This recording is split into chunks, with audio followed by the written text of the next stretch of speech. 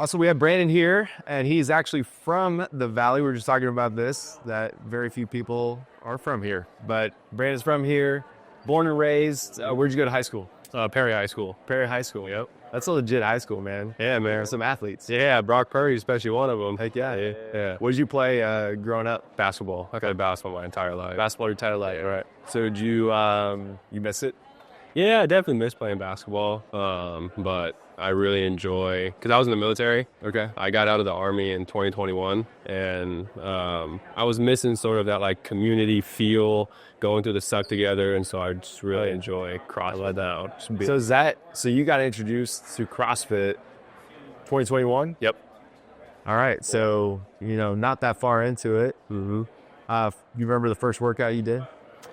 I do not remember the first workout. I remember I went into the gym when the open was going on. Okay. And I was what is going on? Yeah, I was like, what's going on? I think actually it was an open workout. I don't remember which one it was. I think it was like dumbbell snatches, box jumps, I think burpees or something. I don't remember, but yeah, I just remember being there and seeing people compete. I was like, what is this? That's awesome. Yeah. And what gym was that? CrossFit Infernal. CrossFit Infernal. Yep. Okay. That's awesome. Yeah. So you step into CrossFit Infernal, they're doing the open, you're immediately hooked. You're like, okay, I want to do something. So you start just putting your time, energy, effort into it. Yeah, I started just doing the class workouts. I think that's kind of how almost everyone starts out in CrossFit, just doing the class workouts. I was decent at them, and I was like, is there more to this, or how can I get better at it? And Olympic lifting was I was terrible at it. Oh man, I couldn't snatch anything squat. Yeah, I couldn't sit overhead. I couldn't do any squat cleans, all powers. And I actually went to Performance One. It's an Olympic lifting gym. Coach Joe, he really, really helped me kind of dial in my technique, and that's cool. Get a lot better, because that's one of my biggest ailments is strength. Just got to get stronger. Yep. And that really, really helped kind of boost my confidence, and like I can start competing now. And that's cool. Actually, what was your first competition? This one, DC. Yeah, last year. 2 years ago. 2 years ago. 2 years ago. Yep. Yeah, we did what we did at the gym, outdoor, indoor. Yeah, I remember that. Yeah, that was. Where were you? That was my first comp, and I remember after that first event, I went to like the very back where all the dumpsters were, and I just vomited everything. Yeah, I was so nervous. It was so before the first event or after? After you get first event. After the first event.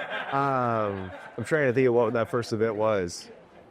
Was it outside? Yeah, outside. It was cold. Yep. Right. Was it, did we run and do the muscle ups? Yes, there was the run and the muscle ups. Yep. Yeah, if you broke, you had to go run again. Mm-hmm. And because I remember going into that, like, I've never done 10 unbroken before, and now I got to do 3 sets of them. So I was like, all right, I guess we're going to try. And I was able to do them, thankfully. I remember there was a guy that was in front of me, like, he went out super, super hot, and I think he hurt himself or injured himself. Oh, man. You're like, oh, my God. Yeah, I was like, he set the pace, and I was like, all right, man, there's no way that I'm going to be able to keep up with you. So tell me about the community, like, how is that? You talked about, shared suffering, going through the suck, playing basketball. I attest to that, too. It's like, you have those teammates, that camaraderie. Talk a little bit about your community at Infernal still. So Infernal? I'm over at CrossFit Majestic. Okay, so I'm a coach there now, yeah. Oh, yeah, that's right. Yeah. So tell me about CrossFit Majestic's incredible. Mm-hmm. Dude, it's Ryan, the whole crew, just do great. Such a great job. Great community. They have the VIP lounge up here. They won that 2 years in a row now. I think one of like the most like pivotal points getting into a CrossFit, or like one of the staple points, is how like when the owners or like the coaches, they come and they introduce themselves and say, hey, I'm Ryan, like this is our gym, and then introducing us to people, our members, like it just brought that like I'm almost like home feel before I even walked into the gym, just everybody's just so like appreciative of each other, and they go out and do community things with each other. They do like pool parties, and they bring their kids around each other. The kids and dogs are welcome in that environment, and that's just always a place I feel if I want, because I want a family. I'm married, and I've been married for 8 years now, and when we have kids, I would love for my children to be in that environment and just see people that are pushing themselves and respecting each other, and can have that competitiveness but not be, I guess, like negative about it, right? That's awesome, man. Yeah. How's it been coaching now? on that? Oh, it's awesome because it's helping. All my training I've done, trying to get better at like Olympic lifting or even stretching, mobility, stability, like those things that I learned, I can now use to apply, not to help other people. I call it kind of like aimlessly stretching. When you first start stretching, you try to figure out what works for you, what works for your body, and that's like a staple point in my classes. I really make sure we warm up and we stretch. I love using resistance bands. Actually funny, you guys got me bands. I was the most excited about that, and they were laughing like they're like, this is what you're the most excited about. That's awesome.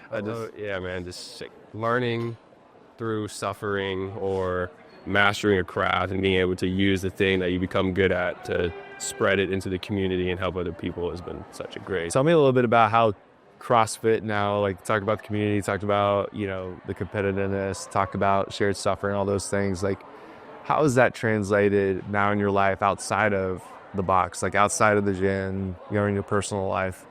What are some things that you've learned along the way that you've now you've adopted into, your everyday life? Mm-hmm. It definitely makes things more relative, when you're going into an unknown challenge or adversity. I don't know, my mind always goes back to when was I in the most pain? And CrossFit is to do some of those workouts. I mean, you can attest to it too. It's just there's nothing like it. It brings something else out of you, and you're in the face of fear and adversity, and you're in this moment, in this space of I can either respond to it or I can react to it. And normally when you react to situations, you kind of quit or you don't want to face that wall, that adversity. So it's kind of made things very relative to there's worse, or what I'm going through, there's something more challenging that I face, and I can overcome this thing that's in front of me. I don't know if you've gone through any hardship, but one of the things that we talk about with Desert City is that we're going through the desert. And this through the desert is a meaning of hardship and challenge, but you have to go through it to get on the other side, right? And actually to reap the reward. Kind of what you talked about with the workout, right? But it's also a testament to life. It's we have to go through it. There's no way around it. And life is going to happen as life does. And oftentimes that means that one thing we can be guaranteed of is there's going to be suffering. Mm-hmm. What would you say maybe to yourself, if you haven't gone through something like that, what would you remind yourself of if you were going through a hardship time? Maybe you have gone through something in your life where you're this is what I draw back on. Mm-hmm. You don't have to necessarily share the details of that, but what got you through it?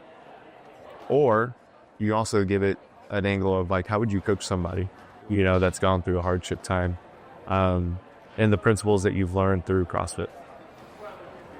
I think there's one quote that comes to my mind is everything you want is on the other side of what you're afraid of.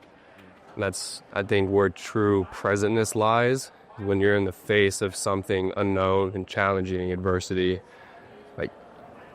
how do I respond in this moment?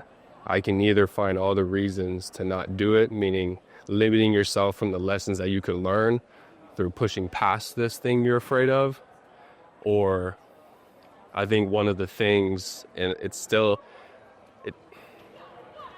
every choice and every decision, there's a reason for it, and there's a lesson to be learned. And I think one of the biggest lessons or the hardest lessons to learn is regret. When you're in a moment where you have a choice to respond and you don't, there's still reward outside of or inside of that as well, because you learn something through suffering, empathy, and compassion. And you're able to now translate that or use that not to help other people. You know what it feels like to quit. You know what it feels like to not push past that thing you're afraid of. And you can either become negative about it and bash on yourself and find resentment in the world, or you can look at it as an opportunity to respond to it and to share that knowledge. And so I have a nonprofit. I have an after-school program called the Atlas program, and it's me, my buddy Dustin, and my buddy Brett. It's kind of similar to the Barbell Saves Project. Yeah. They helped us out a lot, forming it and how to file to get a 501c3 nonprofit. And it's called the Atlas program. And what our principle and core is, the Atlas is this map. this map is your life, right? We want to be able to give and guide it and give the tools to be able to navigate all facets of your life. And we want to use something like CrossFit or functional fitness, working out, as this symbolism of adversity or challenge. And through that, we like to use also something like breath technique. Yeah. Because they talked about presentness. Like, if you're able to be present in your thoughts and where your mind goes before you go through something uncomfortable and you're aware of them, I feel it leads to better choices. And that kind of correlates with your question. That's cool. So what do you guys do for Atlas? Like, So we actually just finished a 6-week pilot program. Cool. And we did it over at CrossFit Radho. They were the first people that kind of like saw the vision and like let us use their facility. And we completed the 6-week pilot program, and now we're trying to move into a 12-week pilot program or a 12-week program where we can get into a school where we can get credited. So we're figuring out all that right now. And Dustin, he's a PT and he works for the school system. So I think that's a really good in. Dude, that's awesome. Yeah. And who's your target market? Like, who are you focusing in on? So we were talking, we want all kids. Okay. The goal, if it's talking like big picture and what I envision and dream, like, especially for kids that don't have opportunities to be in places like that. Kids that don't have the money to be able to afford to go to a gym. Kids, like, you're talking about high school kids? So yeah, like high school kids or like junior high or elementary, anywhere from like 9 to like 17. Cool. Okay, that's what we had for that pilot program. It was kids that range from like 9 to 17 years old. And finding transportation also for kids that are like in underprivileged areas. We can go and get them, or we can come to them. Yeah. And just creating a space where like we can give them the opportunity, because I feel there's a lot of places where opportunity is lost, hope is lost in a sense. Yeah. If you can bring them into an environment like this, or I've learned so much, I just feel it, even if it just helps one person. Dude, that's awesome, man. Yeah. What drives that for you? Like, in regards to why a nonprofit? What's your driving force behind that? Like, it's cliche, and I'm sure if you say this to most, it's I'm not like being negative about it. It's not that it's corny. It's like, I'm not a religious person, but I believe in Jesus Christ, and I believe in the embodiment of Christ, being Christ-like, where we can lead with compassion and empathy. And though judgment is prevalent in our perception, being able to see it as a way to create opportunity to understand people more. And I feel like that road is very hard to accomplish, but it is such a fulfilling road to go down. Is you're going to be met with, I feel like the external is a reflection of the internal environment. And it's a constant reflection of who you are, how you respond, how you react. And like trying to get each day a step closer to that embodiment, and accepting that, like, today I may have not been that. I led with more judgment, or I made mistakes where I didn't lead with empathy or compassion, but like, it's okay. And yeah, just trying to embody something like that. That's awesome, man. Like, you can't,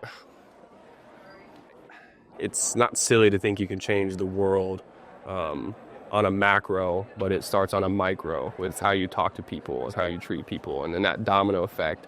They remember how you treated them, how you talked to them. Like I say, when you come into the CrossFit gym and they just say, "Hey, how you doing today?" Like, "I'm Ryan. Nice to meet you, Brandon." "All right, man, we're gonna." Like, that just makes you feel good about that, and you want to share that again with someone else. And I feel something like that, embodying just some aspect of that is something I'm trying to strive for, and accepting that in all moments I'm not like that, and that's okay. No. Wow. I think it's another part too with ourselves. Grace, Mary. Yeah, grace. That's a big thing that I've really had to learn the last couple of years, is giving myself more grace. So, especially being an athlete, we all put ourselves in a vulnerable situation when we're competing. I love Paul says that in Corinthians, talks about my grace is sufficient for you, for my power is made perfect. And what? Your weakness. It's not by your strength. It's not by your knowledge. It's not by your good deeds. It's not by being perfect. But it's actually through your weaknesses. That Christ is his power sufficient in you. It's a beautiful thing. Very beautiful thing. All right, brother. Dude, appreciate you, man. Yeah, man. That was a good talk. What happened? It was awesome. Yeah, brother.